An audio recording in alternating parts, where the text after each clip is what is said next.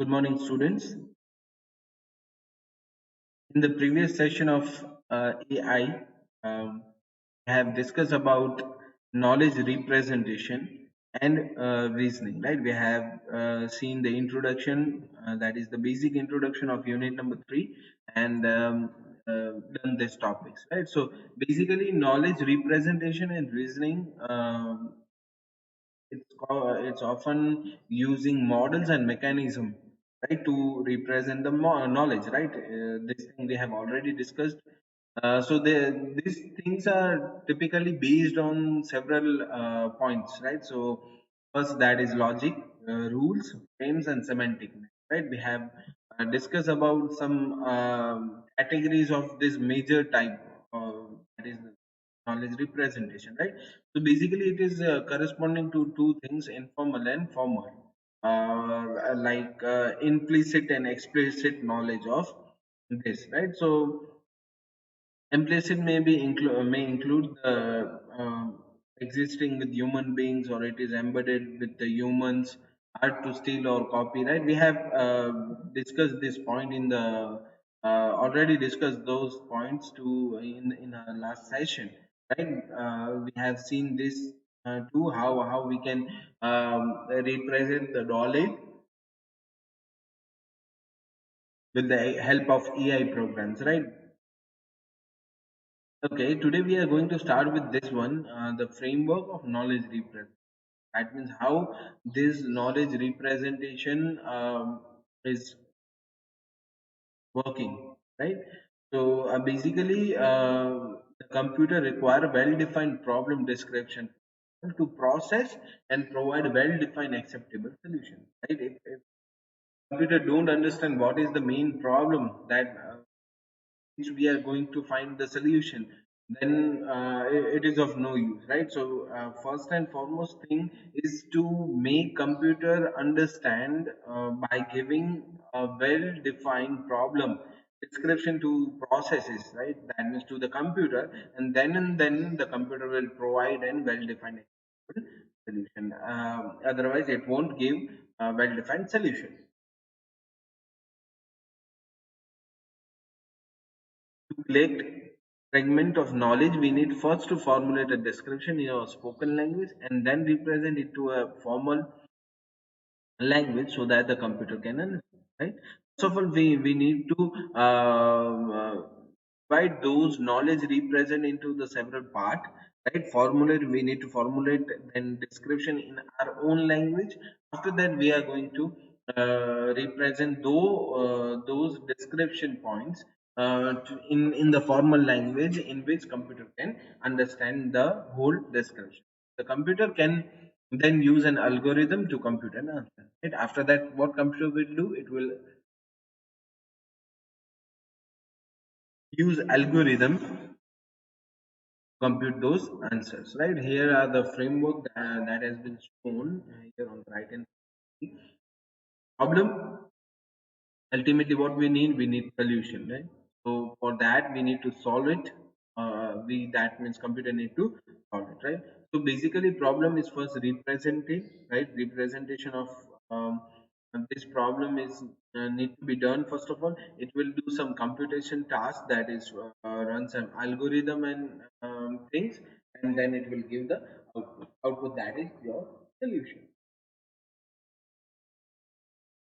Right, so this thing have two part, as we have already seen, that formal, informal, and formal.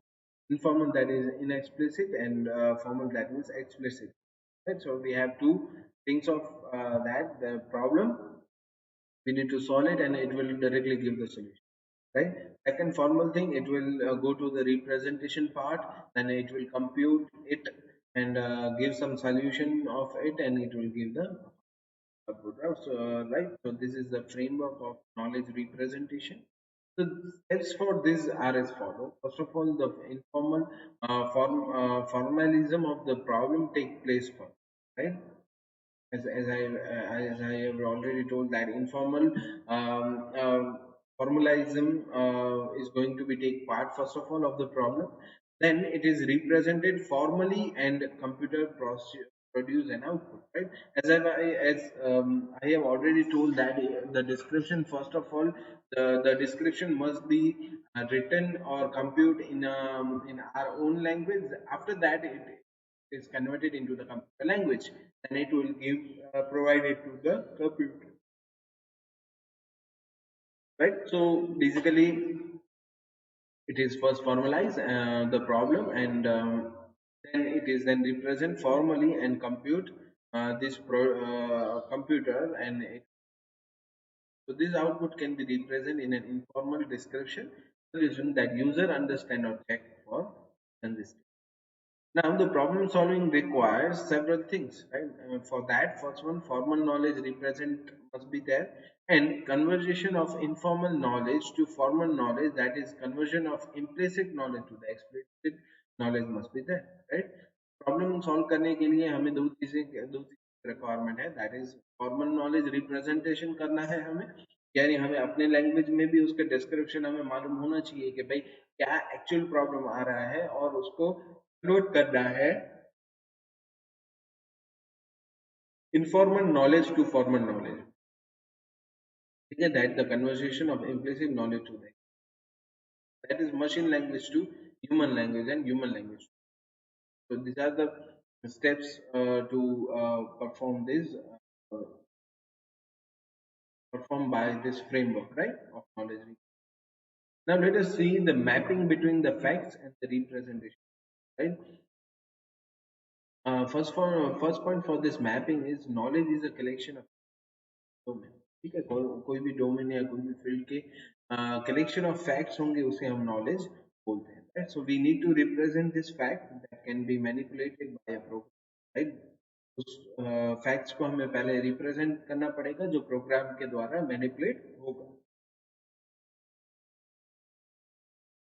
Here, normal English is insufficient, that is too hard currently for a computer program to draw interference in natural language, right? So thus some symbolic representation is necessary to use to map, right? So as we all know that normal English is not be acceptable, that is it's insufficient for the computer to understand, right? So we need some symbolic represent also for this mapping facts, right? So first of all, in the figure you can see that we have initialized the facts, that is the initial facts is forwarded or forward representation mapping to the internal representation of initial facts, right? Then after it will perform some algorithm to it, and it is operated by the program, right? So internal representation of final facts will be generated, and backward representation mapping would give result to the final facts, right? So it will, from the initial facts, it coming to the final facts, it desired real reasoning, right? So it has to perform such mapping. That means, first of all, it has to forwarded or forward the representation mapping, represent mapping to the internal representation of initial facts, and then after operated by some programs, it will convert those initial representation of initial facts to the final facts, right? And then backward those representation mapping to the final facts, right? So this is the way how mapping between facts and representation took place, right? So approaches to this knowledge representation, there are several approaches we need to know. So first of all, the first point for this is a good knowledge representation will enable fast and accurate access to knowledge and an understanding of the content, right?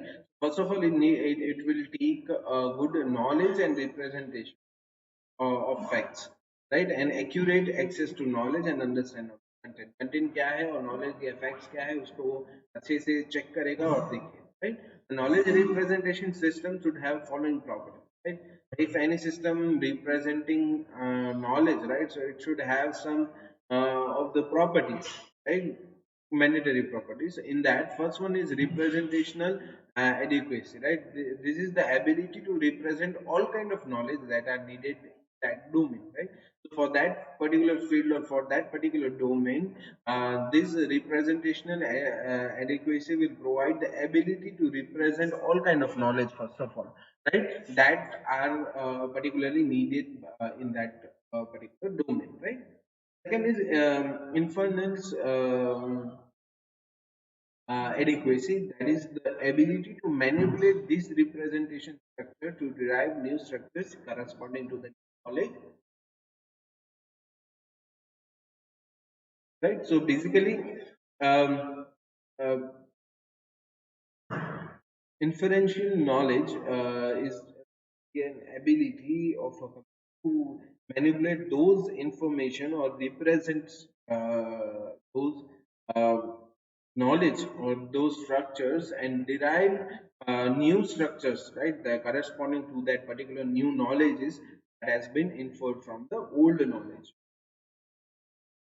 Next, inferential efficiency, that is the ability uh, to incorporate additional information to the knowledge structure that can be used focus and the attention of the inference mechanism in the most promising direction. Right? So it will provide, it will ultimately work on the efficiency of it.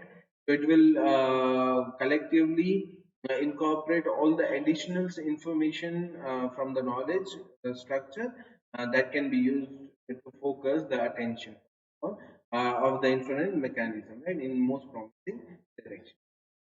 Acquisition's efficiency, that is the ability to acquire new knowledge using automatic methods wherever possible rather than reliance on human information, right? So it will have the it will automatically acquire knowledge of methods, right, whenever possible, right? Because every time human intervention or human interference is not possible, or taking human input is not possible, right? So to provide a good efficiency, it has to auto generate or automatic update its structures and methods, right? So it will ultimately increase the efficiency of this particular. Okay, so coming to the next point, that is the relational knowledge, right? So there are several points by which we can represent those it's knowledge schemes, right? So there are several knowledge schemes available here. First one is a relational knowledge, second inheritable knowledge, third inferential knowledge, fourth procedural knowledge, right? So coming to the first one, that is the relation knowledge. These are the points. These are the several points that comes into the exam. Some points. So you have to mark it as an important from this unit number 3, right? So first scheme for this is to relational knowledge. Now this ultimately called and common knowledge representation scheme, right? Or we can say this, the simplest way to represent, right, this declarative facts is a set of relationals of the same sort used in the database, right? So basically this is the first and foremost simple way of knowledge representation scheme, right? It will provide a framework, right, to compare two objects based on the equivalent attribute, right? Two objects that work or having an equivalent attributes will be compared by this knowledge representation scheme, this knowledge representation scheme, right? So for the particular, it will provide a framework for this. At third point, at any instance, at any instance, um, a minute. Okay, in any instance in which two different objects are compared in a relational type of knowledge, right? First of all, it will at any point or any instant in which two different objects are compared in a relational type of right? Now these relationals, or we can say that simple relational knowledge, will be represented by the by simple table, right? It will use simple table to represent those knowledge, right? So the table below here is so the simple way to store the facts, right? That means the facts about a set of objects are put systematically in a column. This representation provides little opportunity for inference, right? So here is the example of one table, that is we have several columns, four columns for this player: height, weight, bat or throw, right?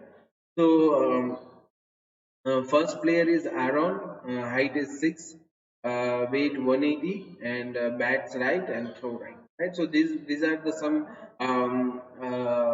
points, right? So that is covered. That these are some not points but some data. You can call it some data. So it is arranged systematically in a table, right? So this is the way how simple relational knowledge is working, right? So by giving this fact, it is not possible to answer simple questions such as who is the heaviest player, right? We need to check it by ourselves that who is the heaviest player in that, right? So given this fact, this is not collecting the database, it will updating the facts that has been entered, right? So it is ultimately use the short in particular database system, right? Now, but if the procedure for finding heaviest player is provided, this fact will be enable that procedure to compute, right? Directly, we cannot make these facts. We cannot find who is the heaviest player, right? But if we apply some facts here, right, or apply some rules here, that means, or if we can apply some filter here, then we can find the answer from this particular question, right? So we can ask things like who bat left and throw right, right? We can find these answers by providing this, right? So this is the basic and simple relational knowledge thing that is used. Now coming to the second one, that is inheritable knowledge, right? Now, here inheritable knowledge is the knowledge element that inherit attributes from their parents, right? So it's working like a tree. You can call it like a tree. So basically, it will inherit attributes, right? It will inherit attributes from the parent node, right? So this knowledge is embedded in the design, in a hierarchy is found in the functional, physical, and process domain. Right, it will work as an hierarchy steps, right, and it will take its or it will inherit its attribute from the knowledge elements. Right, so within this hierarchy, element inherit attributes from their parents, but in many cases, not all attributes of the parent element can be prescribed to the child element. Right? Now, in this hierarchy, element inherit attributes from their parents. It's true, right? But in many cases, not all attributes of the parents' element can be prescribed to the element, right? It is not mandatory that the child element having the same attribute as of parent elements, right? So this inheritance is a powerful form of inference, but not adequate, right? So it's not an adequate, but it's an inference. Right? So the basic knowledge representation need and augmented with inference mechanism. So the property of inference is the object or element or a specific class inherit attributes and values from more general classes. Right? In inheritance property of this is what it will inherit attributes value from more general classes. That's it. Right? So these classes are organized in a generalized hierarchy. Here is on the hierarchy. So first of all, one there are several class and inheritance here. We have one adult male, right? 35. That is the age of it, right? So here the here box node will show the object and the value of the attribute. Arrow shows point from object to its value, and this structure is known as a slot and filler structure. That is a semantic network or a collection of strings, right? So this step retrieves the value of attribute in an instant object, right? So here adult and 35. So we can say that 35 is an is obviously a number and adult male, right? So it shows, obviously it shows the age of this particular male, right? So it's an attributes and value showing, right? Second, musician. Third, it will play in jazz. Then avant-garde or jazz or any other music, right? These are the two names, John and Davis, and Miles Davis Group and Masagda, right? So, so here Malice, Davis and Jones, right? So it's an instance, right? The person shown here is particularly called the instance, right? So jazz is a music, right? We can call it jazz is a music. Musician is an adult male, so we can show its relation here, adult male and musician. So it's a musician is a adult male, right? So we can show the relation here, right? So he is a relation, right? Jazz is a musician, right? The musician and jazz, the relation between is eight, right? Here, Davis and John is instant for this jazz. So Davis can play the jazz, and John can play this, right? And Davis is in the group, right? So we can call it bands, right? So relation between Davis and this group is it's in the same band, right? Basically, this is the hierarchy that shows the inheritable knowledge, right? Now, this step of retrieve a value of an attribute of an instant object, right? So first of all, what it will do, it will have several points. It will find out the object in knowledge base first of all. Now, if there is a value or attribute, report it. Otherwise, look for the value or instant. If none, fill. Otherwise, go to that node and find a value for the attribute and then report. Right? Otherwise, search go through using a using is a until a value is found for that. Right, so these are the several steps that I have already told how it work and how it goes. Right, so it's all about heritable knowledge.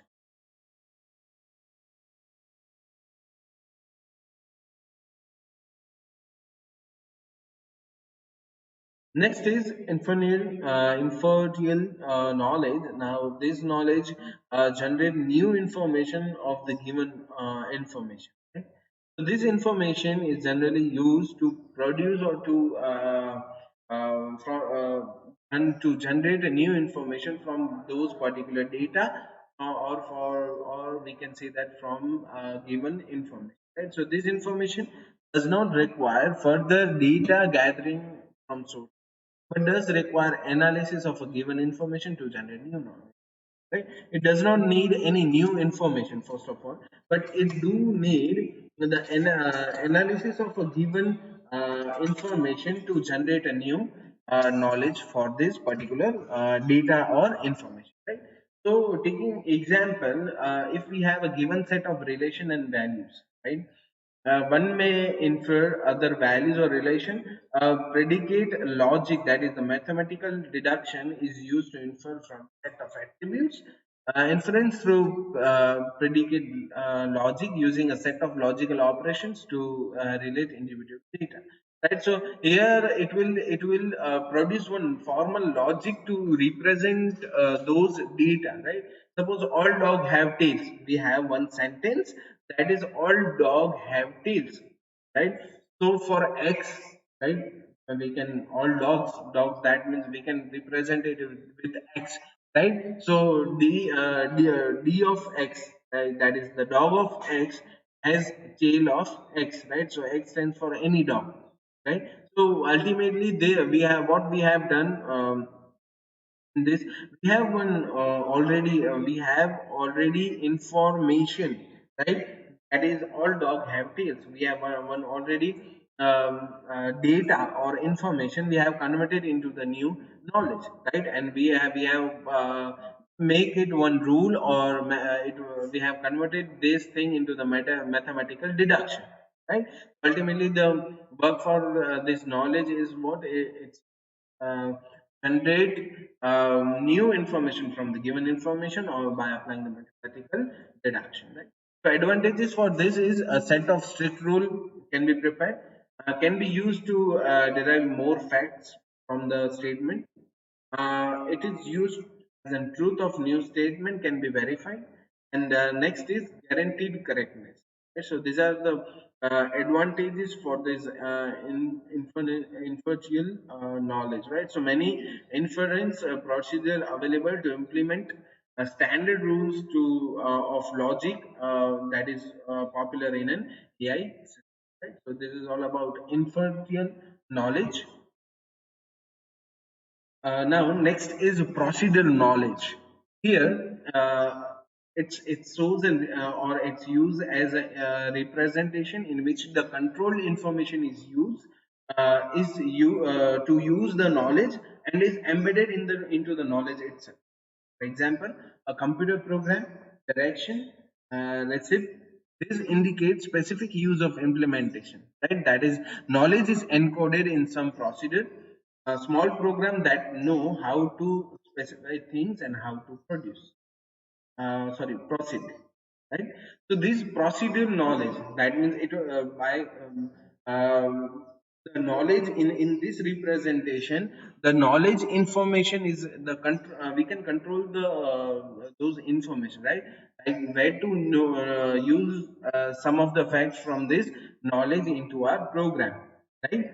Or we can see that we can embed it, those knowledge into program itself, right? So for example, we have seen that computer programs or directions, things we have used such information for making programs and small programs that will work for work as a procedural knowledge, right? So advantage for this is it's an heuristic or domain specific knowledge, can be represented by using this. We can extend logical inference such as default reasoning, um, right? Next is we can have the side effects of actions, maybe model or some rule may become false in time. So keep tracking on this last system may be tricky, right? So these are the advantages. Coming to the disadvantage, it is completeness, right? Not all case may be represent, right? It not work for in all kind of knowledge represent. Next is consistency, that is not all the deduction may be correct, right? It may be false for some of the knowledge representation. Next is modularity is sacrificed, that is change in knowledge base might have far rich effects for that, right? So these are the things that uh, covered procedure knowledge, right? So yes, here with completing our session, we have completed several topics, right? So ultimately I guess in the unit 3 we have only one topic remaining. So in the next lecture we are going to complete our unit number 3. If you have any doubt or query, just let me know. Till then, go through the topics and raise your queries if you have. That's it. Thank you so much.